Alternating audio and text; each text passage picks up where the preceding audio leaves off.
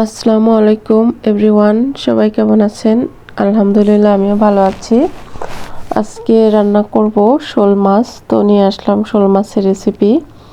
এই যে আমার মাছটা কাটা হয়নি এখনো, এটাকে কাটতে হবে। তো আমি এটা কেটে পরিষ্কার করে নিলাম।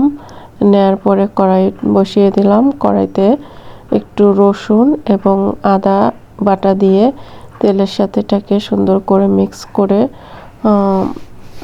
ভাজি করে নিচ্ছি, যাতে হচ্ছে মশলাটা সুন্দরভাবে কষানো হয়। এ পর্যায়ে দিয়ে দিয়েছি একটু গুঁড়ামরিচ এবং একটু হলুদ। তারপরে হচ্ছে এই যে আমার কেটে রাখা শোল মাছটা, দেখতেই পারছেন মাছটা অনেক তাজা ছিল, অনেক ভালো ছিল। তো হচ্ছে এটা রান্না করতেছি। তো আমি ছোটবেলায় দেখতাম যে আমার নানি হচ্ছে এভাবে রান্না করতো। আমি চুলার উপর বসে বসে দেখতাম সে কিভাবে রান্না করতেছে। তো এইভাবে তার থেকে রান্না আমি দেখে দেখে শিখছি।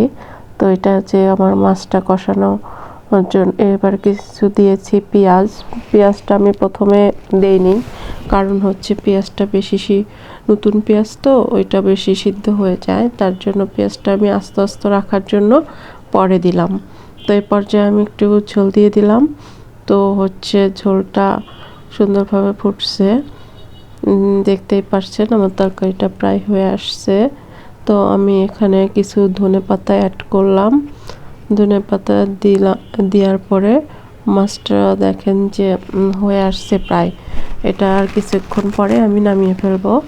তো এইভাবে আপনারা রান্না করে ভুনা করে খেয়ে দেখবেন, অনেক ভালো লাগবে। এটা অনেক টেস্টি হয়, যেহেতু তাজা মাছ এমনিতেই ভালো লাগে সব সময়ই। তো এটা আমার রান্না করা শেষ।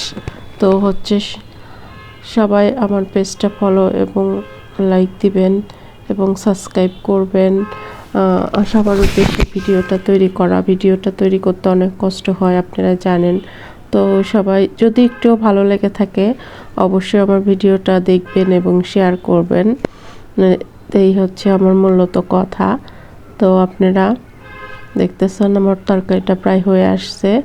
এই যে অলরেডি তরকারিটা রান্না করা শেষ। এটা হচ্ছে তরকারির কালারটা দেখেন অনেক সুন্দর এসেছে। তারপরে হচ্ছে এটা অনেক দেখতেও ভালো লাগতেছে, খেতেও সবাই ভালো